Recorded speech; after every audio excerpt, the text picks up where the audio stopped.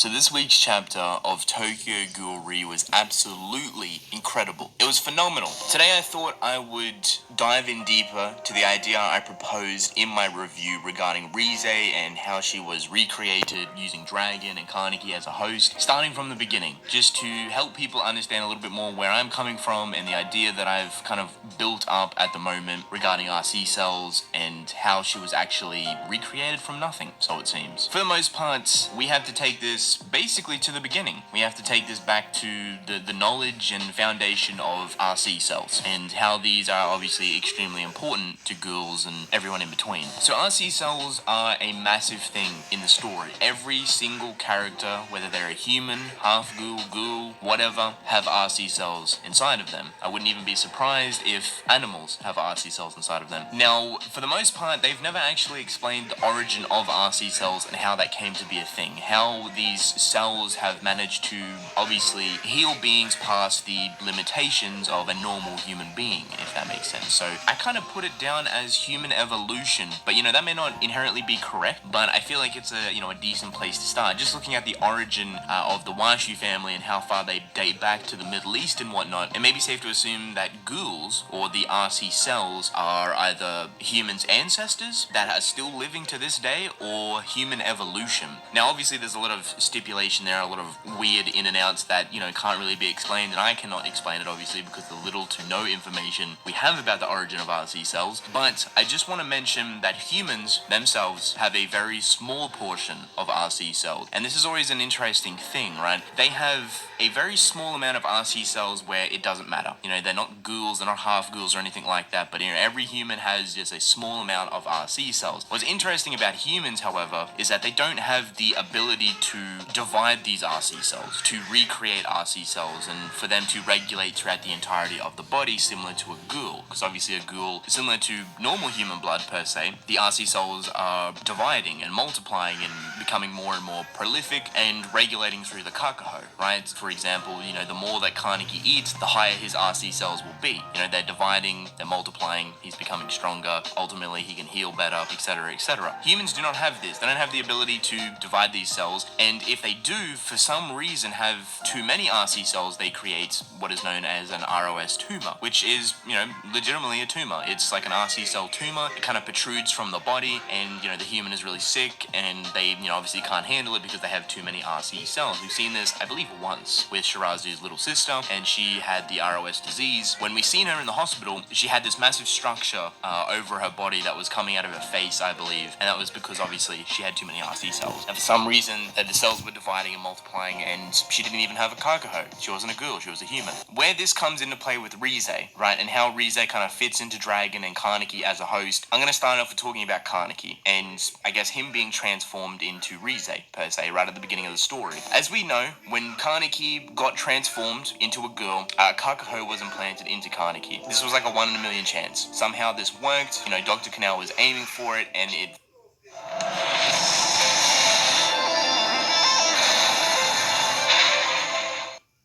for once, it was successful, using Rize's kakaho. The interesting thing about Rize is she is different to a lot of other ghouls. She is what is known as a pure Washu ghoul, meaning her RC cells are a lot more powerful and a lot more prolific than an ordinary ghoul, for example. Now, with that being said, this also works with my idea regarding genetic coding in an RC cell, in saying that an RC cell is specific to one ghoul. For example, if I take Eto's RC cells and Rize's RC cells, I would be able to tell them apart from each other. And I can back this up with a couple of different pieces of evidence. First and foremost, the traits that Kaneki has gained throughout the series, whether it be from Eto or Jason, he has done by ingesting their RC cells. Very peculiar, right? He got traits of Eto, he got traits of Jason after he cannibalized on them. Mind you, cannibalizing in the ghoul world or RC cells is a massive way to increase your power, your strength, and it is a regulated thing. It is a normal thing, especially with the Washu family that date back to the Middle East times, a very old ancient times, and it would make sense if potentially human ancestors, kind of like the tribal era per se, just throwing it out there, would have been very fond of cannibalizing. You could even go even further than that and say that humans created ghouls by cannibalizing on themselves, and that could potentially be a legitimate thing, because humans used to cannibalize on themselves back in the very olden days, those tribal times where,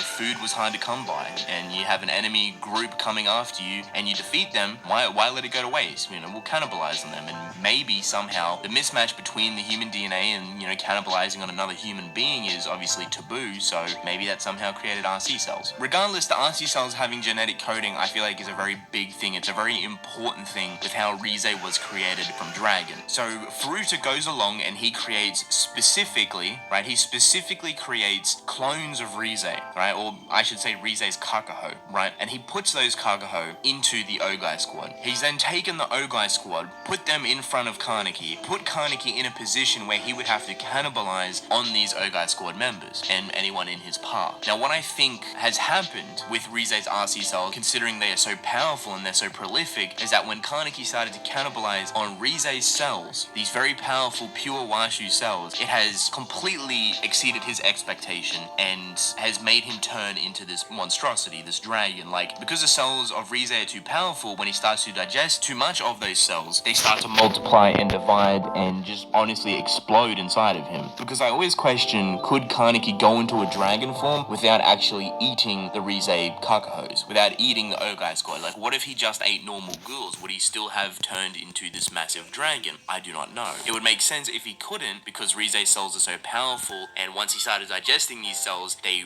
rapidly and aggressively multiplied his own cells that were already inside of him, Rize's RC cells, and exploded from there. Thus, Dragon is born, right? But we do not stop here. Kaneki, in my eyes, in my depiction of Dragon, is not the controller of Dragon by any means. At this point, I'm kind of thinking Dragon is its own sentient being, like no one is controlling it. It's kind of doing its own thing, kind of like natural instinct, you know what I mean? And Kaneki is just the host, something that Dragon has to be built off, a foundation that Dragon has to be built off. What better foundation to be built off? One of the purest forms of Rize's RC cells, right? Because these are clones that Kaneki has eaten, but Kaneki does have Rize's original Kakaho, a perfect foundation for Dragon. So Dragon gets created, all this stuff happens, and then in this chapter we find out that Kaneki has not been healing properly. He's actually kind of worse, if anything. He's extremely skinny, his ribs are sticking out, his body is covered in a husk of, Kagane, RC cells, whatever, and nothing's properly healing him. And I can back this up saying he wasn't actually getting healed properly because Rize was getting healed. Rize was getting reborn in kind of like this incubation egg somewhere else on Dragon. Could Kaneki have been getting healed? Sure, I definitely think so. If you look at his arm that, Toga finds, that seemed perfectly fine. It was, for the most part, healed. It just wasn't connected to his body, right? But then you look at Kaneki's body and everything's gone. His body is completely changed. It's kind of morphed a little bit and is deformed. Funny enough, his face is still the same, and I don't really have a specific explanation for that, like why his face is like that. All I can say is maybe because the highest concentration of RC cells is supposedly in the eyes, so I'll just put that out there. So we move on to Rize, and how was Rize created specifically out of nothing? First and foremost, I want to mention that I do not think this is a clone of Kaneki. A lot of people think this is a clone, this is him. He's somehow managed to clone himself into another body for no apparent reason whatsoever, right? This is the funny thing about it. People say it's a clone, but they never give me an explanation for it. Funny enough, I can explain this Rize stuff, I can connect it to the story. Whether it's true or not, I'm not entirely sure. That's for Ishida to lead us on until we ever find the answers for it. So Dragon is created, and it's basically a depiction of Rize's RC cells at this point, using Kaneki as a host. There is an incubation egg down below, and everything that potentially should have been going to Kaneki, healing him, bringing him back up to speed, has actually been pushed away from him, and potentially even draining him entirely, going down into this incubation egg, right? So these RC cells are being formed in this incubation egg. Now remember how I said that the RC cells look like a fetus, and that they supposedly have genetic coding inside of them? This explains that. This egg, this incubation shell, whatever you want to call it, if you take the original RC cells of a character, right, that is specific to a ghoul, especially Rize's, and put them in this incubation egg, somehow, some way, the cells will divide and mold and actually recreate, I'm assuming, what is known as Rize right now. Because there is so much DNA, there's so much RC cells that is flowing through Dragon right now, all into this incubation egg where Rize is being rebuilt. It leads me to believe that genetic coding, saying that RC cells are specific to one ghoul, is an actual thing. How would Dragon know to build Rize of all characters? Why wouldn't it build another Washu character? Why wouldn't it build a random person or a monstrosity to begin with? Why would it perfectly build Rize? I'm going to say it once again because I know people aren't going to understand it. It's most likely because the RC cells have genetic coding. They are specific to one character. Mind you, that's never been revealed in the story to that extent, let alone recreating a ghoul from literally nothing, just from the abundance of RC cells. What makes me believe that this is actually Rize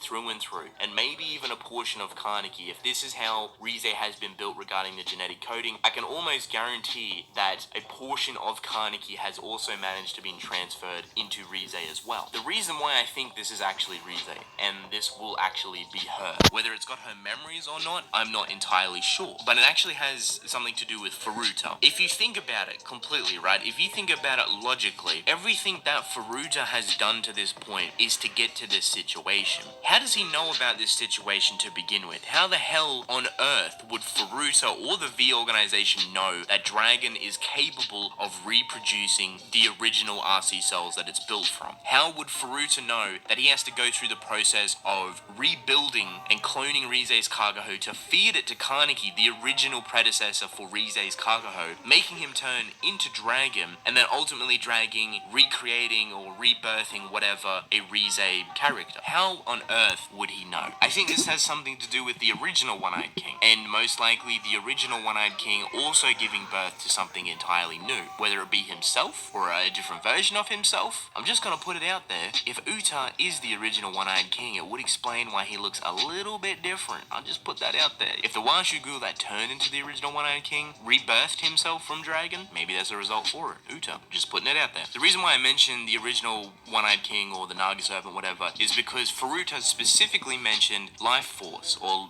sharing life force, I should say. Somewhat a different version of immortality to a certain degree, maybe not to that extent, but, sharing life force is a very big thing, right? This is exactly what is going on. Kaneki is sharing potentially his own life force to recreate Rize. The thing with Kaneki, however, is that, he's not a ghoul. Realistically, he has Rize's Kagaho. He has Rize's RC cells, a very powerful RC cell. Most likely, Kaneki's genetic coding is also mixed in there. So when he's been drained and Rize has been created, the idea popped in my head that maybe a portion of Kaneki is also inside of this Rize. Now, a lot of people thought that was weird and tried to argue with me like, that's stupid. But you've literally witnessed this happen. You've literally seen the depiction of Rize through Kaneki. I'm just reversing the role. At this point, we have Rize and maybe even the depiction of Kaneki in her head. Now, here's the question. Could this be done again? Could this be reversed, right? If Kaneki was dead and gone, which I don't think he is, right? But let's just say, for example, he was, and Kaneki was trapped inside of Rize right now, this person that has been born into the world from Dragon using RC cells from Rize, right? Very specifically created,